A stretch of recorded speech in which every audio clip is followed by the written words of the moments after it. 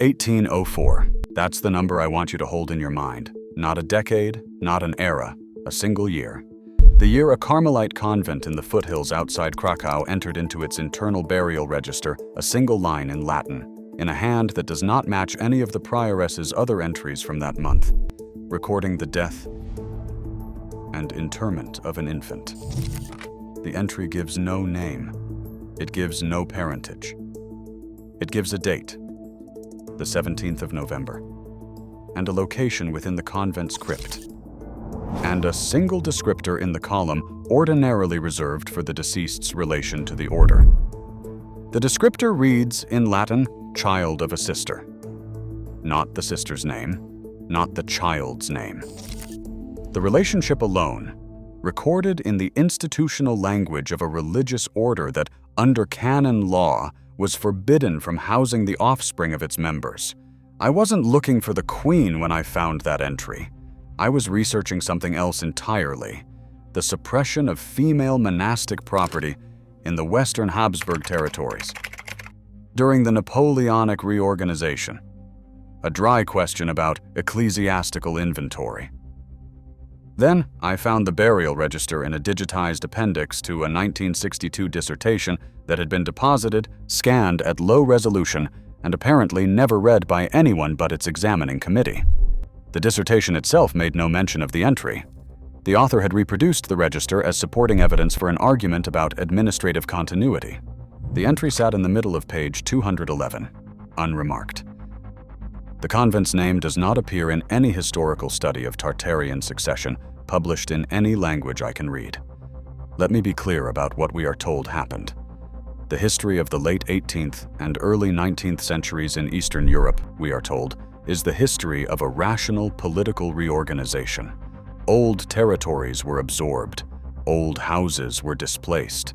Old claimants died, in beds, in palaces, in documented funerals, attended by named witnesses, with named confessors, signing named registers in the named parishes of the cities they had ruled.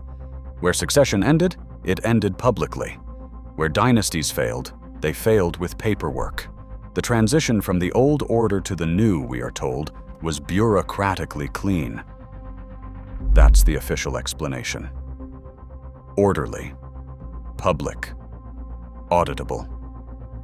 Except the entry of November 1804 is not orderly. It is not public. It is the deliberate, formal interment of an infant whose existence the convent itself was not permitted to acknowledge. Look at the page. The ink of the child of a sister line is darker than the ink of the entries above and below it. The letters are smaller.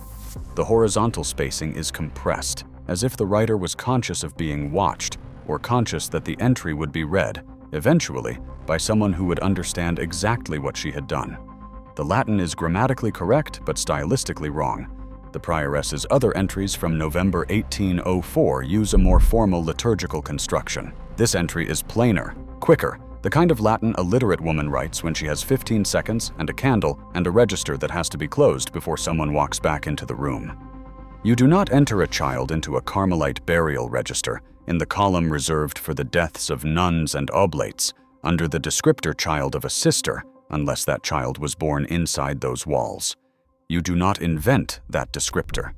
You do not improvise that column. The entry was written by someone who understood exactly what she was recording, and who understood that the recording itself was the smallest possible act of remembrance she could perform without exposing the convent to canonical investigation. I have read the register. Not the original. The original, according to the current finding aid of the Archdiocesan Archive that holds the convent's surviving books, is listed as withdrawn from circulation pending a review of access protocols.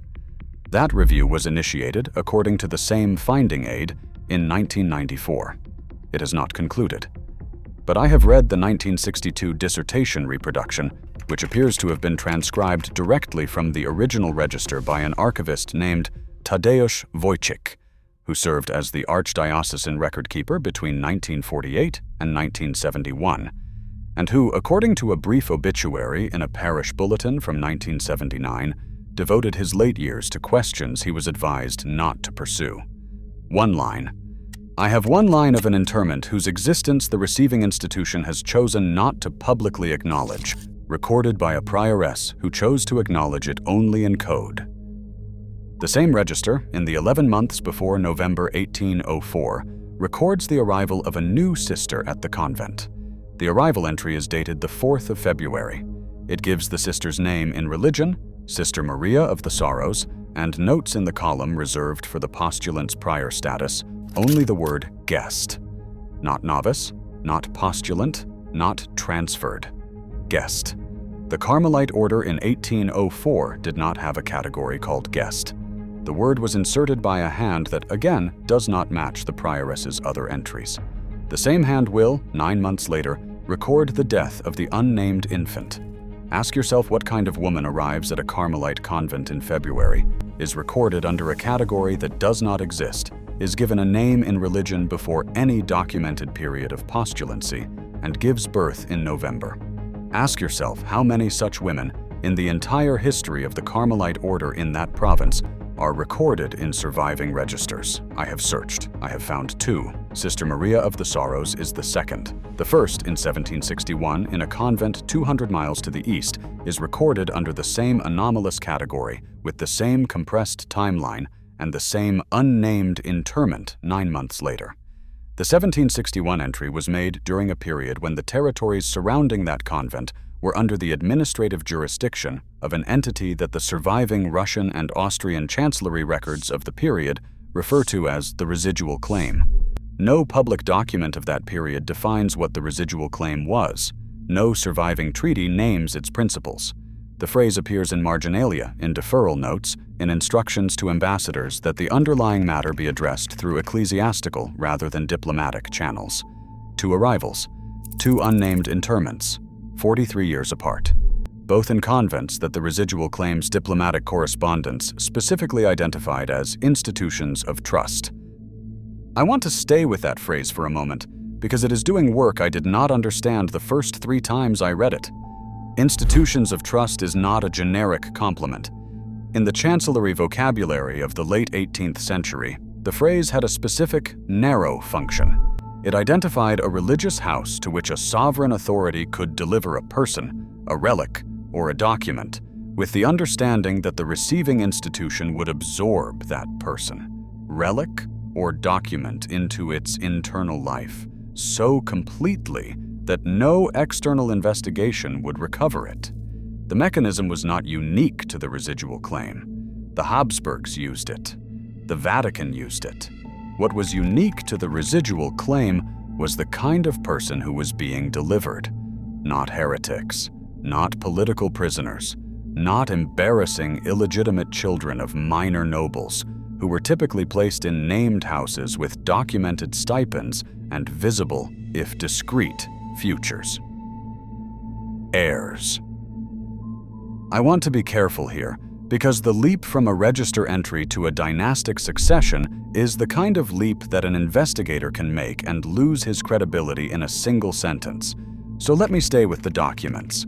The residual claims diplomatic correspondence, in the surviving fragments I have been able to access, refers on 4 separate occasions between 1759 and 1812 to the line that must not be ended by the sword, not the line that must continue, not the line that must be restored, the line that must not be ended by the sword.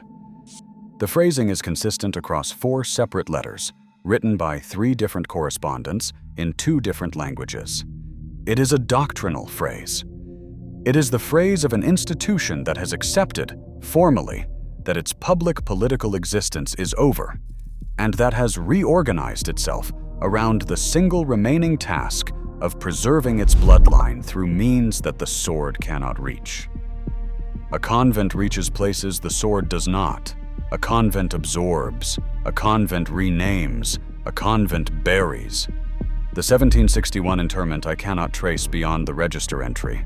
The trail goes cold within a generation, but the 1804 interment is different, because the 1804 register, in the entries that follow the November death, contains something the 1761 register does not.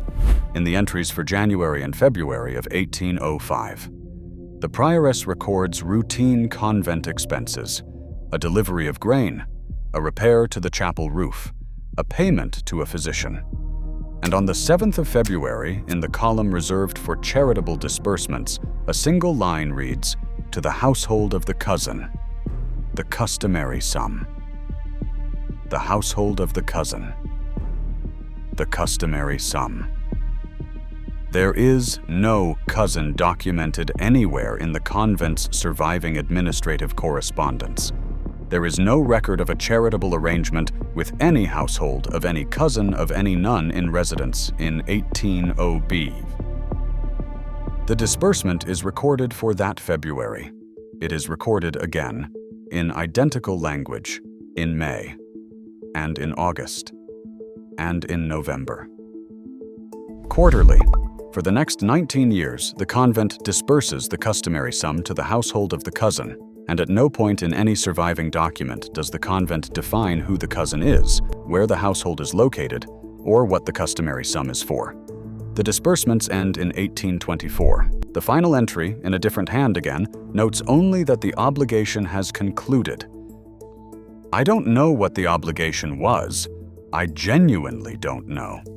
I have spent a long time looking, and I have not found the household of the cousin, and I have not found a name for the child who was either buried in that crypt in November of 1804, or whose burial was the cover story for a journey that began in November of 1804 and concluded in some unmarked household in 1824. Ask yourself, what if the residual claim was not a bureaucratic remnant? What if it was the surviving administrative shadow of a dynasty whose territory had been partitioned, whose courts had been dissolved, whose public claimants had been buried in named tombs in named cathedrals, and whose actual line, the one the sword was not permitted to end, had been transferred, generation by generation, into the only institutions in Europe with the structural capacity to absorb a sovereign infant and rename it into invisibility? What if the convent in the foothills outside Kraków in November of 1804 received a woman whose name in the world was not given, and whose son or daughter, born inside those walls, was not buried in that crypt at all, but was carried instead to a household that 19 years of quarterly disbursements were quietly designed to maintain? The buildings remember, even if the chancelleries do not. The registers preserve, even if the histories erase. I tried to find the Queen. I want to be precise about that effort, because it failed, and the manner of its failure is itself part of what I am trying to describe. In the 3 months I spent searching for documentary traces of a Tartarian or residual claim noblewoman who could plausibly have arrived at that convent in February of 1804, I found exactly one candidate. Her name appears in a single Russian Imperial Chancellery memorandum dated the 11th of January, 1804, instructing an ambassador to facilitate through ecclesiastical channels the relocation of the subject identified in the prior dispatch. The prior dispatch is not preserved in the file. The subject is not named. The memorandum closes with a notation that the relocation is to be considered for purposes of all subsequent correspondence. Concluded. Concluded on the 11th of January. Sister Maria of the Sorrows arrives at the convent on the 4th of February. 24 days. The duration of a winter journey from a Russian border post to a Carmelite house outside Kraków in 1804, traveling with the discretion required by an institution of trust. I cannot prove that the subject of the prior dispatch and Sister Maria of the Sorrows were the same woman. The documents that would prove it: the prior dispatch itself, the convent's correspondence with the ambassador, the receipt of the relocation by the prioress. Either do not survive or are held in archives that have, in every case I have tested, placed the relevant boxes under restrictions that have not lapsed in my lifetime and will not lapse in yours. The Russian Imperial Archive holds the Chancellery Memorandum but not the dispatch. The Archdiocesan Archive holds the burial register but not the correspondence. The papal nuncio's records for 1804, which would have routed any such relocation through ecclesiastical channels, are listed in the Vatican's finding aid as consultation suspended. The suspension is not dated. What disturbs me most is not the gaps in the record. It is the coordination of the gaps. The kind of coordination that does not occur naturally, between archives in 3 countries operating under 3 different legal regimes and 3 different ecclesiastical hierarchies, unless someone at some point decided that the gaps would be coordinated. The 1962 dissertation that reproduced the burial register was deposited, scanned, and forgotten. Its author, I have learned, did not pursue an academic career after its defense. The archivist Tadeusz Wojcik, who transcribed the register, was advised in the words of his obituary not to pursue the questions he had begun to ask. The convent's surviving books are withdrawn from circulation. The Russian memorandum is preserved but cannot be cross-referenced because its referent has been removed from the file. The papal nuncio's correspondence for the relevant year is suspended from consultation. No academic monograph in any European language has, to my knowledge, examined the cluster of unnamed convent interments that appear in Carmelite registers across the partitioned territories between 1759 and 1824. Not debated, not disputed, not investigated. They do not argue against it. They do not acknowledge it. They simply proceed as if the woman who arrived as a guest, the child entered into a column that should not have existed, and the household of the cousin maintained for 19 years by an institution of trust were never there at all. And because they proceed that way, so do you. So did I, until I found Wojcik's transcription in a dissertation no one was supposed to be reading anymore. I don't know who decided. I genuinely don't know.